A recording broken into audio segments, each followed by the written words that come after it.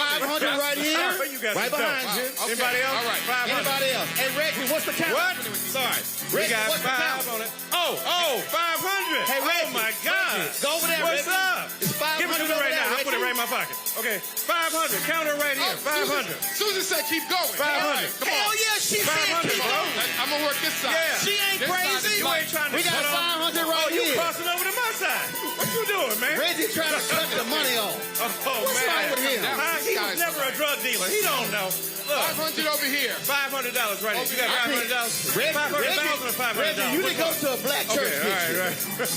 Huh? Tell your Reggie bishop you didn't go to a gave black tonight. church. You tithed into Paris Lutheran. Anybody here? 500 over here. Anybody back here? Kepler, you got 5 cents? Okay, all right. Bro. All right, 250, 250. We got 250. No, We got it's 250. 250. We got 250. I got 250. We got 250. Wow.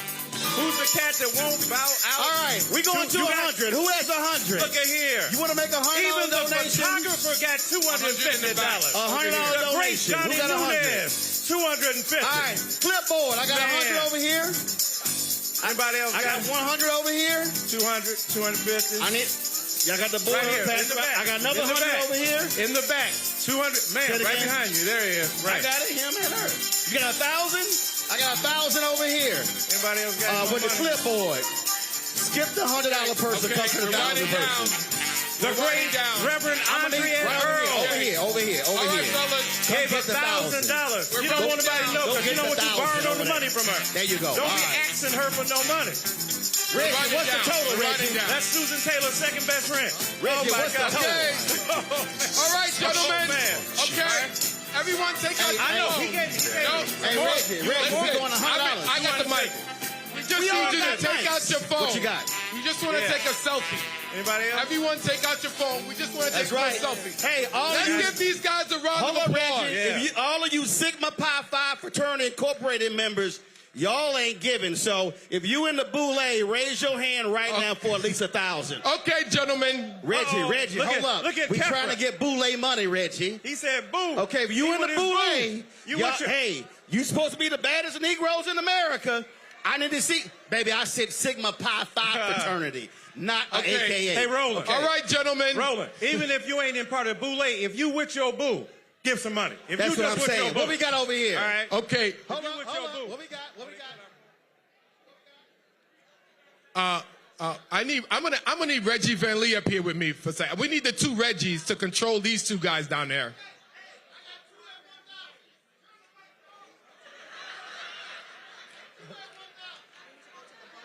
Yes, we're gonna do a bonus moment now. So if you take out your QR code, for those who are want to give at the high level, who are interested in donating on a monthly basis, you can text to CARES Love at 44321 to be able to make an impact, okay? At this time, we just want to make sure that you can take out your phones and just take a picture so you can show everybody this was a sold-out event. Can we give Susan a big round of applause and thank you for your generosity?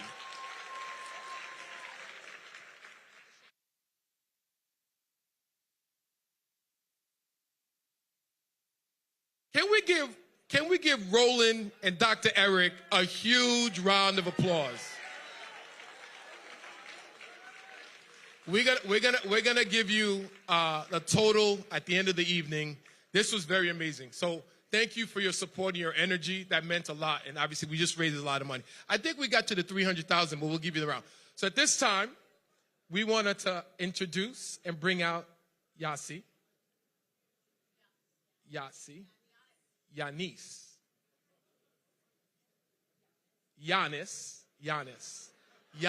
I practiced 6 times. Yanis. So we're going to have a champagne toast with Veuve Clicquot, courtesy of our sponsor, Moet Hennessy. Thank you. Cheers.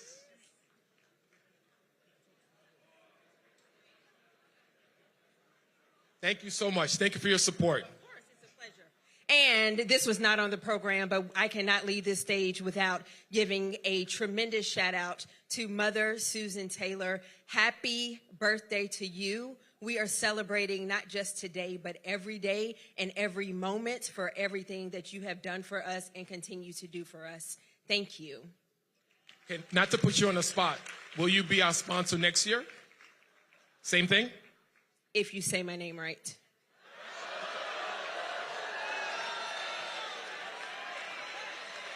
So I'm from Haiti. That was a challenge. Okay, this time I'm. Oh no, is he coming to the mic? Oh, Susan, he's coming to the mic. Oh my goodness. Go ahead, commit. Say her name. Reggie, say her damn name. Yasi. Yancy. She said Giannis. Giannis. Elle s'appelle Giannis. Thank you. Of course, thank you. Reggie, put the mic back. She said, see you next. See you next year. Bien sûr. Maybe not you, Reggie, but I'll see Okay. Reggie, I'm gonna cut you. Thank you so much, Roland. At this time, we have a special guest we'd like to bring up to the stage. Hey, Lorda Lewis. Hi, good to see you, Lorda. Can we have Mickaleen to the stage, please? Mickaleen to the stage. Mickaleen Thomas. I know who you are, and you look very sharp. So thank you so much for the support. Thank you. Good evening, everyone. How's everyone doing this evening? Right? What a lovely night. It's a deep honor to stand here and celebrate a woman who did more than lead us. She shaped us. Susan did not simply guide a publication. She nurtured a vision of Black womanhood that was powerful, dignified, and undeniable. Last April, I had the privilege of photographing her for the cover of Essence. Of all the moments of my career, that stands among the greatest, truly. It was one of the sets that I know that my mother wished she would have loved to be a part of and witness. She loved Susan. She loved you dearly.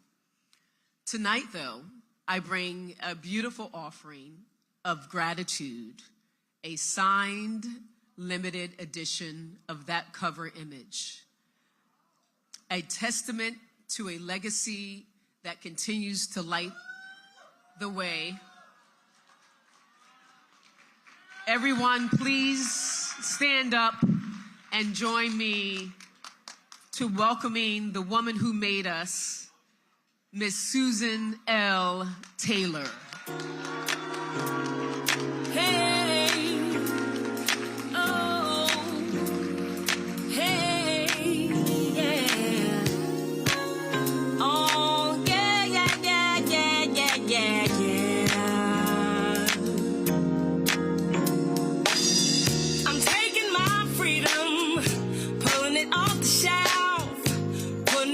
Chain, wearing it round my neck. I'm taking my freedom.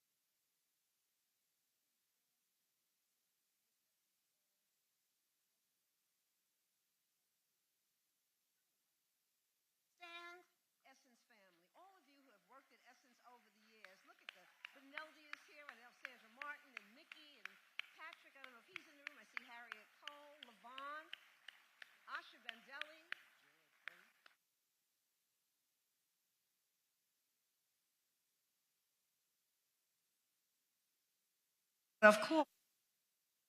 You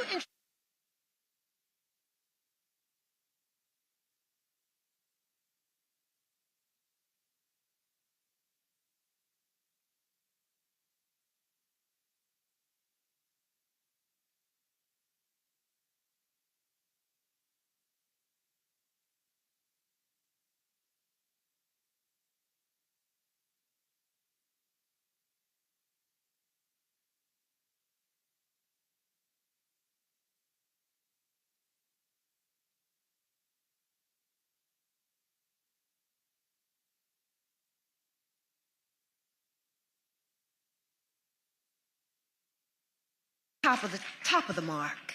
That's who you are. Take care of yourself. We need you so. And that's what we're saying to all of us. Self-care is the critical piece right now.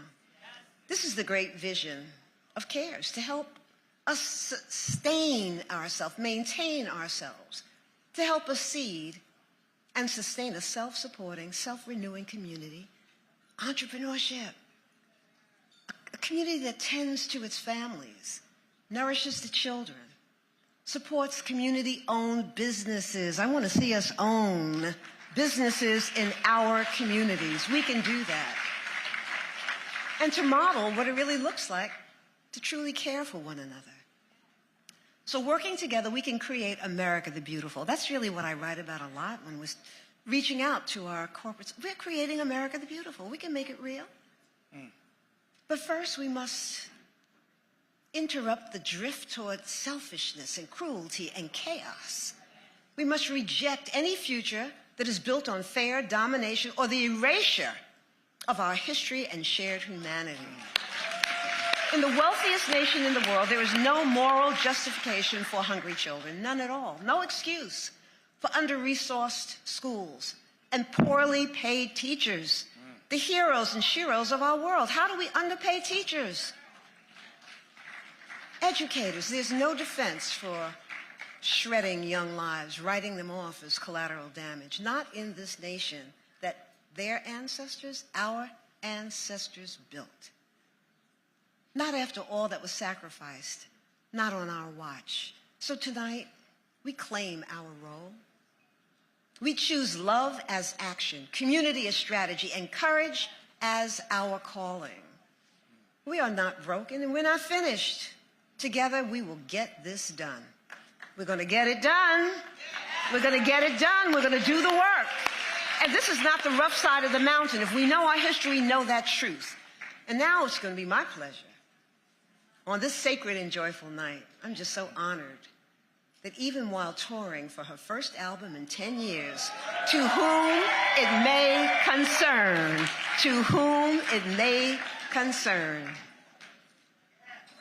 she made time to join us tonight. She has made time for the children. She always calls us to rise together, to rise in the light of our love. So let us just pause and welcome the incredible Jill Scott.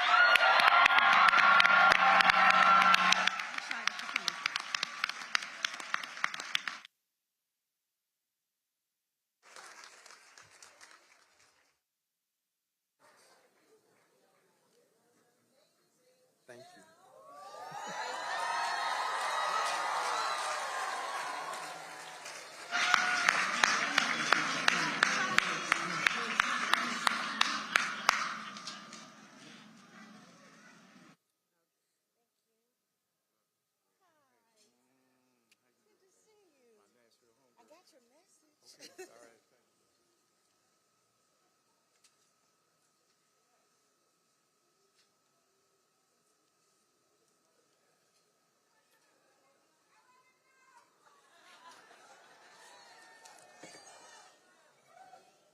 Is it our turn?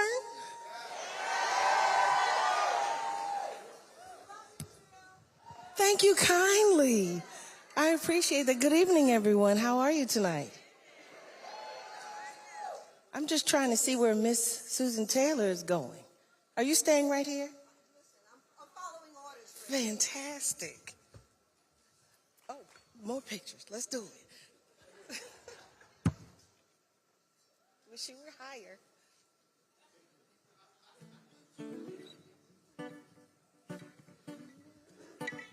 80, huh? 80, baby. Unbelievable. 80. The things you've seen, the places, the spaces.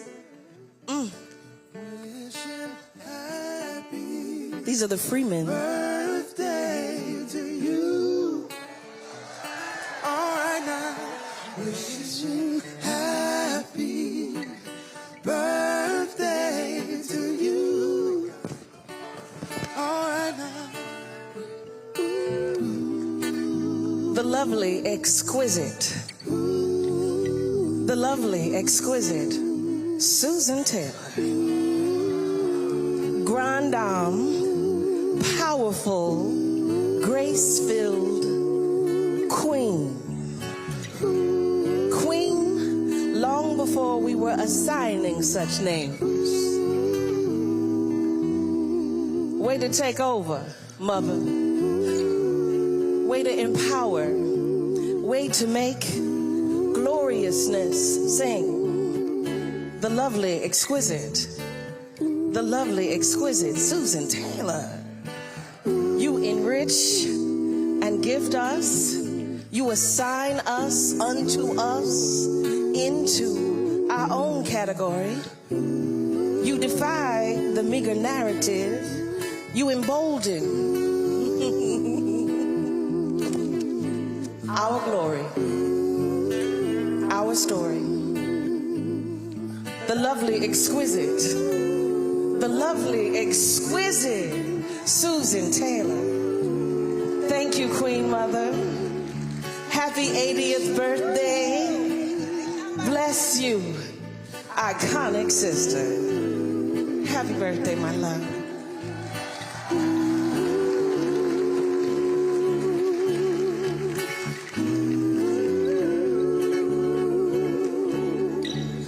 Wishing happy birthday to you.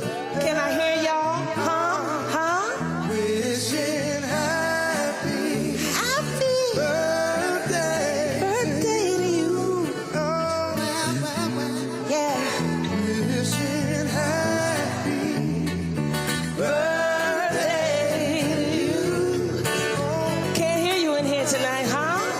Wishing you happy birthday to you. That little curtsy.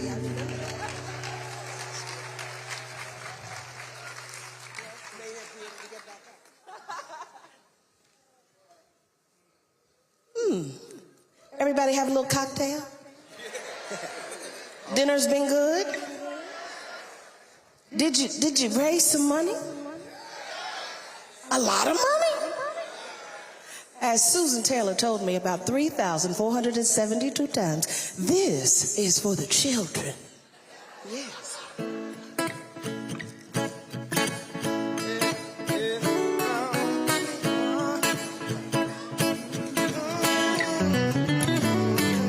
Come on. You're welcome to sing along if you like.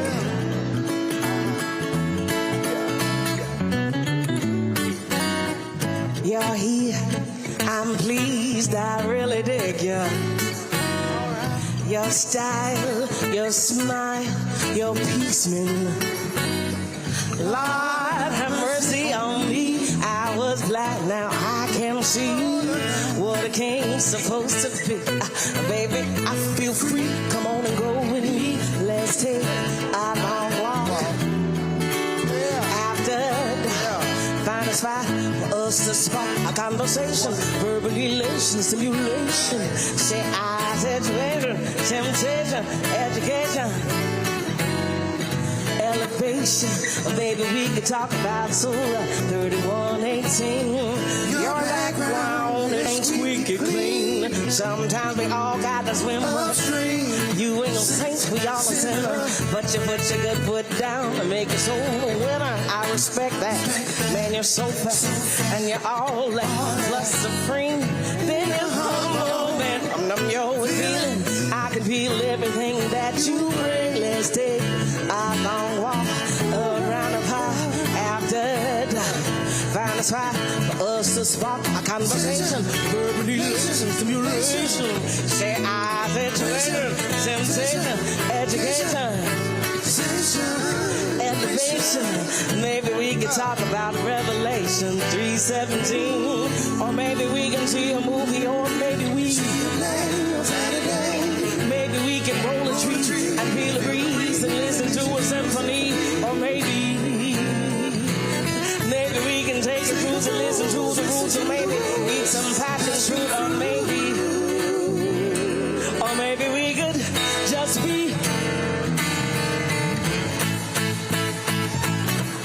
Let's take around the park after dark. Find a spot for us to start a conversation, verbal elation, simulation. Share our situation, temptation, education, elevation. Or maybe we can talk about Psalms and entirety. Maybe we can see a movie, or maybe we can see a play on Saturday. Oh, maybe we can see a play on Saturday. Or maybe we can roll a tree and feel a breeze.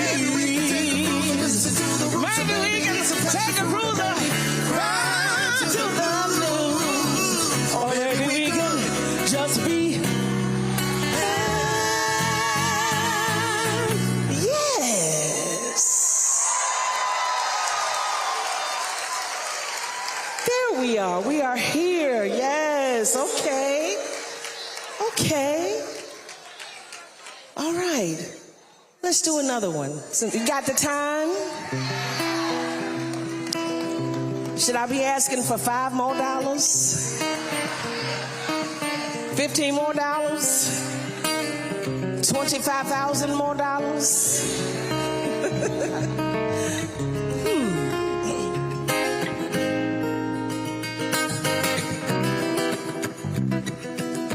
This ain't a happenstance or a whim. Our love is continual. Continuing, saint or sin, it's deeper than. Our love is bigger than time or race. Our love is rhythm and shine.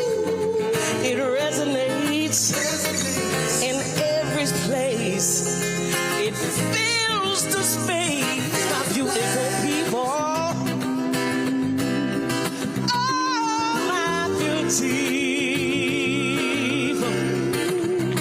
My beautiful people, my beautiful people. Yeah. I love cancel mountains. I love traverse the sea.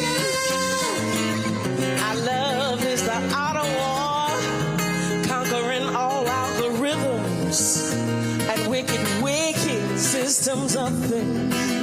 I love ain't a glitzy Valentine or myth. I love ain't no fable to tell. I love is real. I love is the gift when truly felt and sincerely meant. Oh, my beautiful people, yeah, my beautiful people, my beautiful people. I just want to raise some money with you if it's cool. I am genuine.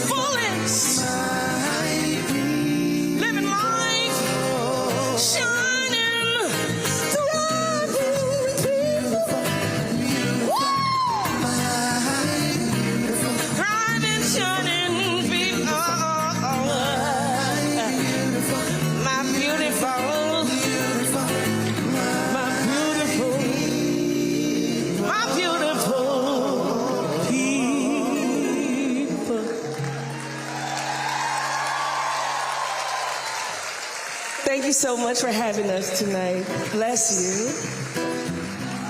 How many people donated money? You said what? You did? Thank you. Thank you, everyone. Blessings.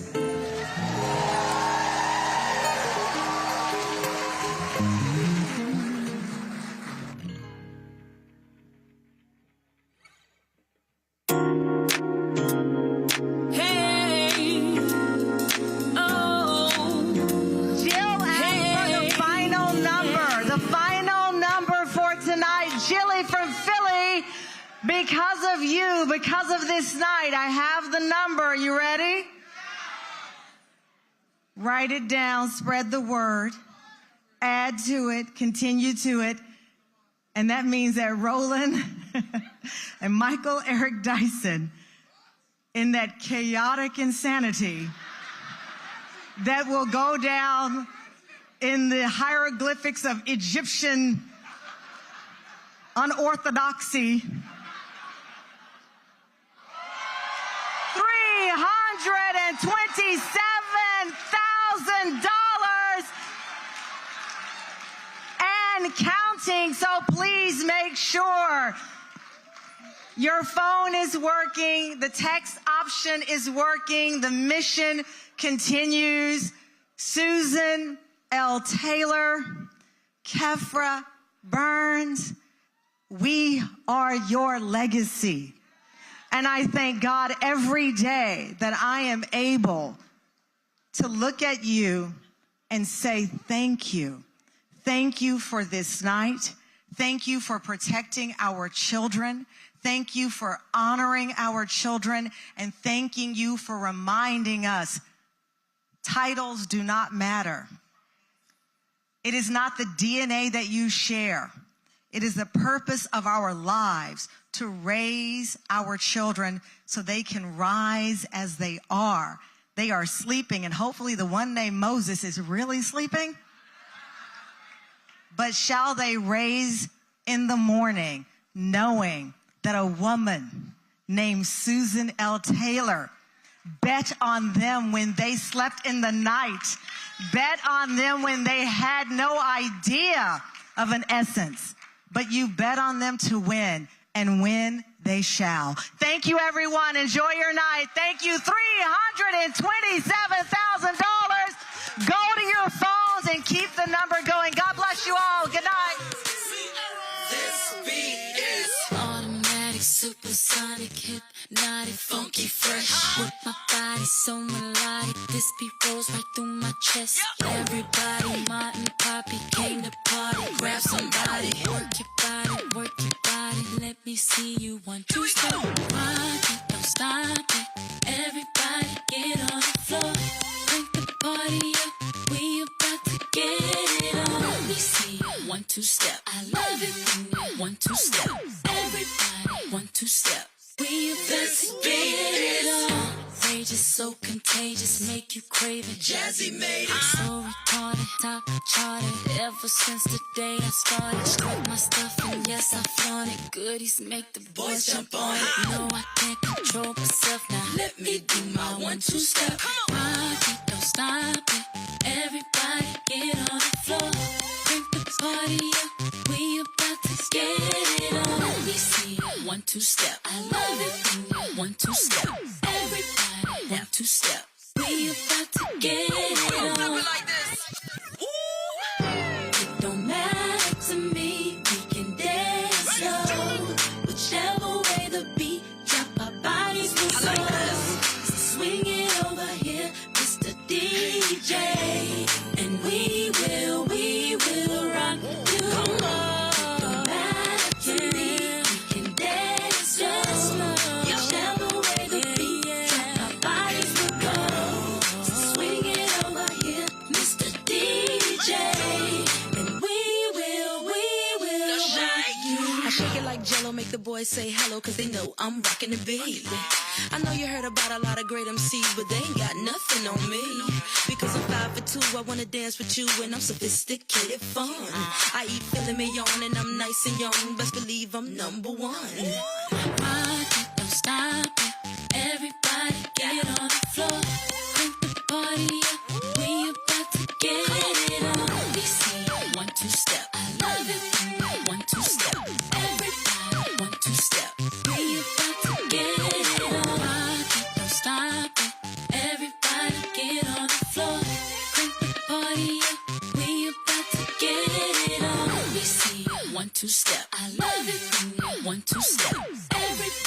1, 2 step. We about to get it on. This is for the hearing impaired. A Jazzy Faye production.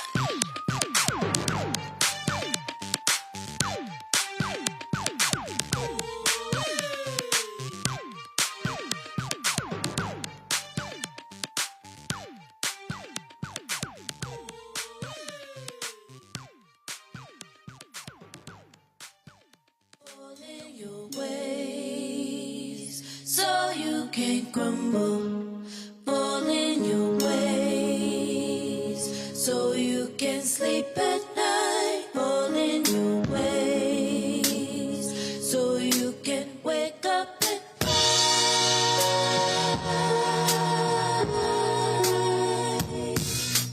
Fall in your ways, so you can crumble. Fall in your ways, so you can sleep at night. Fall in your ways, so you can wake up and rise.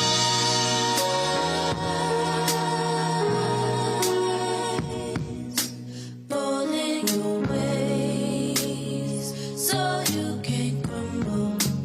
Fall in your ways, so you can sleep at night. Fall in your ways, so you can wake up and rise.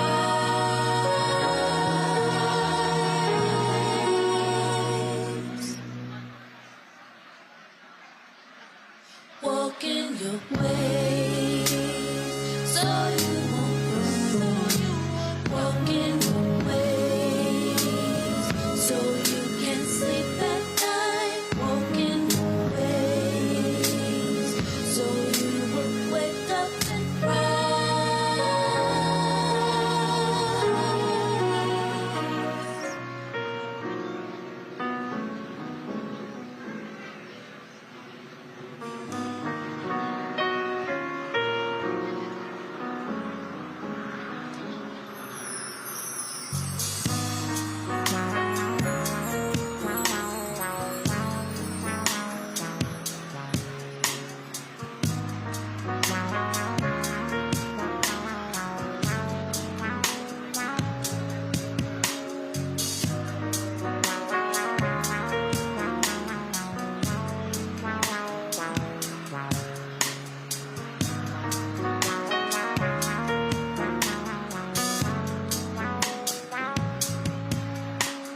Maybe I am foolishly in love with someone that is not exactly on the same page that I am on.